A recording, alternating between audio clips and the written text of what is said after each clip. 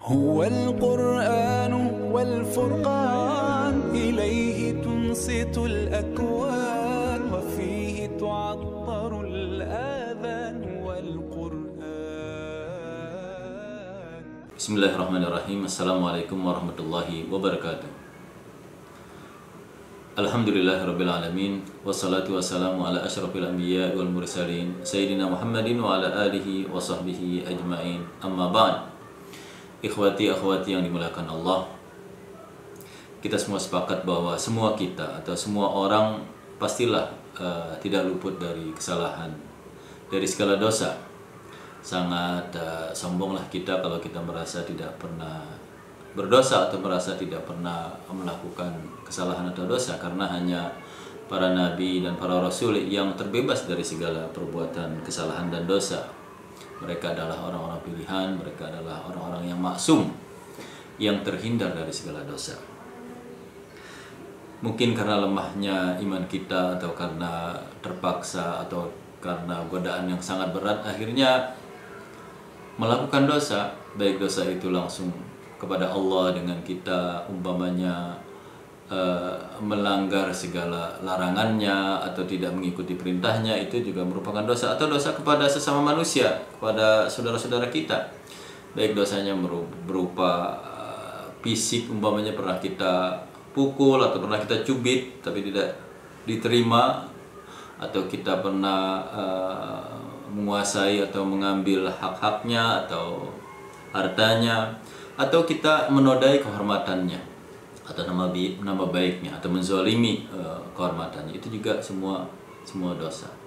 Cuma bedanya kalau dosa kepada Allah, ya, beda dengan dosa kepada manusia. Kalau sekiranya kita dosa kepada Allah, itu bisa saja Allah dengan maha taubatnya, menerima taubatnya dan menerima taubat kita, dan Allah maha pengampun, Allah maha kasih sayang, itu dengan mudah saja insya Allah Allah memaafkan dosa kita kalau kita istighfar, kalau kita bertobat. Tetapi kalau dosa kepada manusia itu tidak akan diampunkan Allah kecuali orang yang kita zalimi ini memaafkan kita.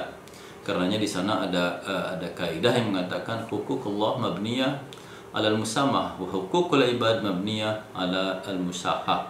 Hak-hak Allah, yani kalau misalnya kita zalim kepada Allah, itu berdasarkan kepada kemurahan. Artinya Allah dengan mudah insya Allah memaafkan kita, mengampunkan kita, memberikan taubatnya kepada kita, karena Allah itu maha pengampun, Allah maha penerima taubat.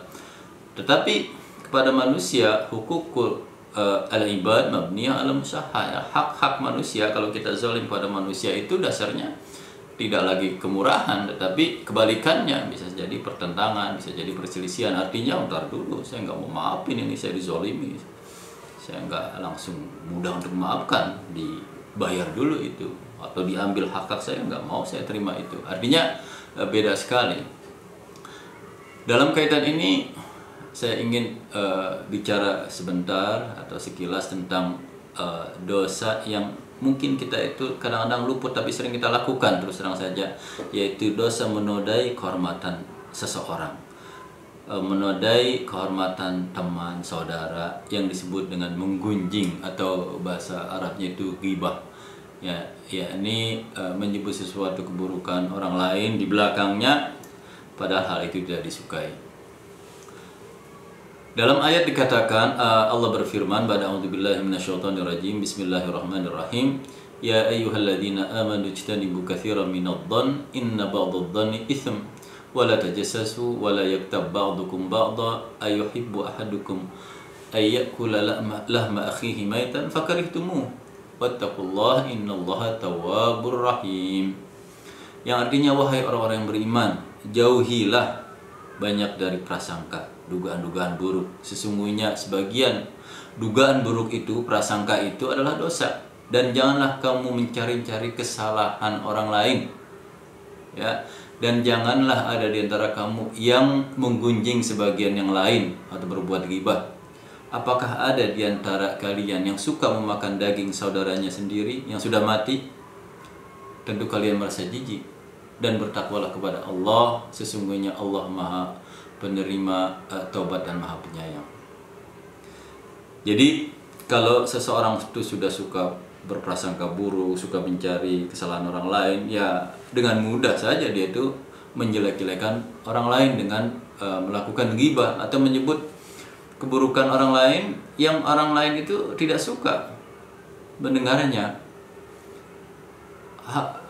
Walaupun hal-hal itu kadang-kadang kecil, kita wah ini orang, itu orang kesimpulan kok pelit banget ya, ini juga ada nggak boleh. Atau ini orang kok pendek sekali ya, atau hal-hal yang tidak baik lah, walaupun itu benar, karena ghibah itu menyebutkan sesuatu yang benar. Memang orang itu kok pendek banget, emang orang itu pendek, tetapi tidak disukai sama orang tersebut, karenanya disebut ghibah yang sangat dilarang. Jangankan omongan, isyarat aja gitu dengan tangan itu, bahwa ini orang begini banget, atau orangnya, maksudnya orang ini pelit banget, padahal dia nggak ngomong pelit, dia cuma ngasih isyarat doang begini umpamanya, itu sudah ghibah.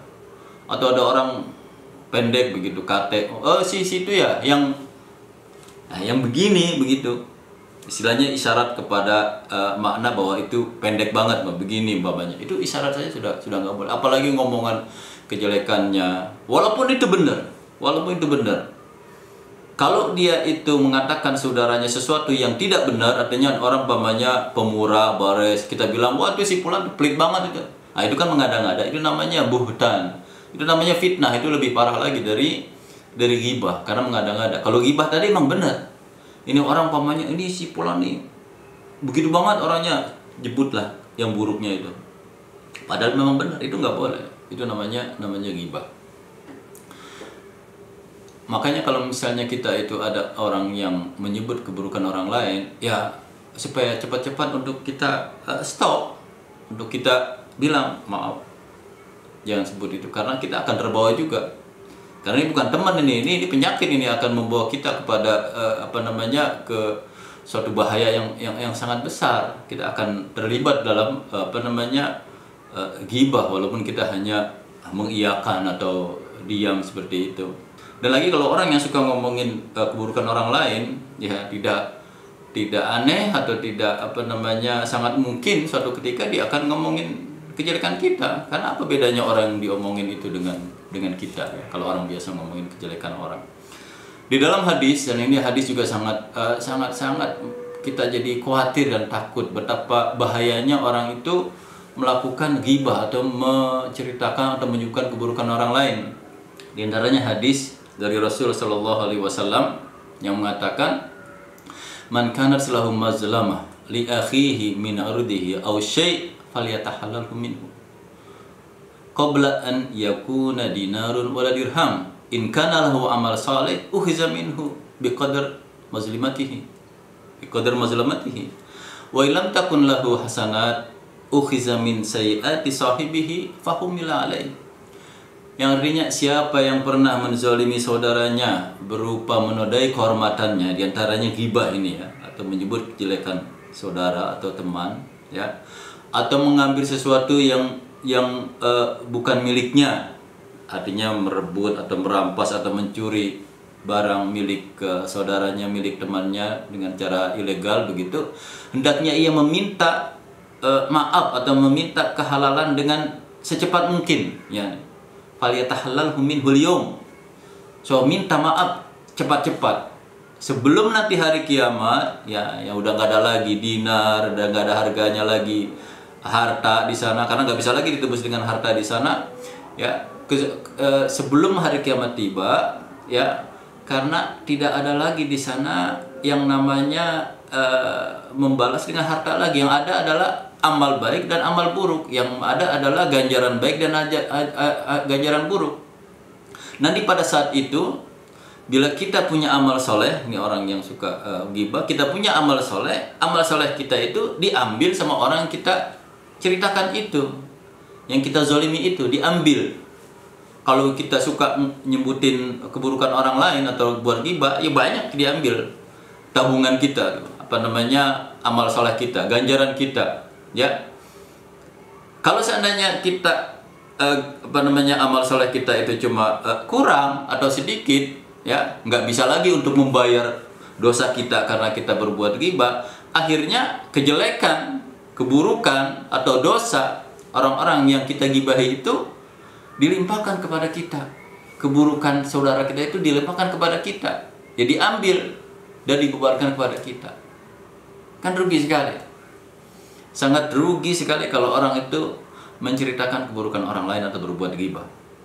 Nggak ada untungnya sama sekali, yang ada hanya rugi.